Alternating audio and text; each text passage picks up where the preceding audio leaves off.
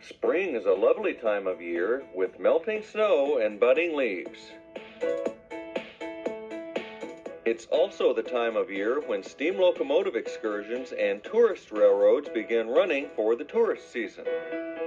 In Steam in the Spring, we'll visit 5 steam operations in the springtime before the weather gets hot and muggy.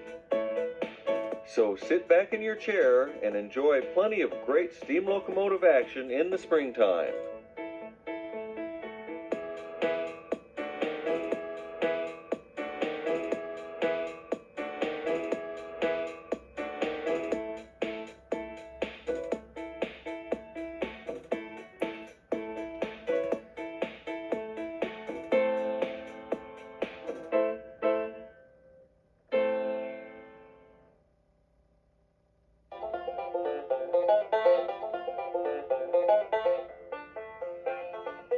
Our first stop is in Cass, West Virginia, and the Cass Scenic Railroad State Park.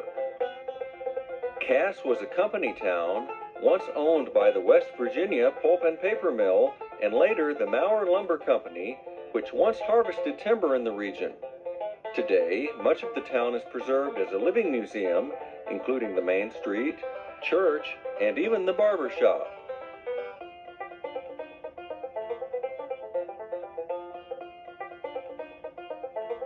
The focal point of the town is the general store and post office, both of which are still in use.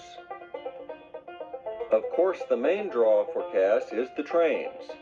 There was once an extensive logging railroad network with trains removing logs from the mountain and hauling them to the mills at Cass and Spruce. Today little remains but the preserved logging railroad at Cass and the spur to Spruce. The engines most associated with Cass are the Shay locomotives, named for their designer, Ephraim Shay. Shays have 3 vertical pistons on the right side, which turn a crankshaft, which is connected directly to the drive wheels by gears.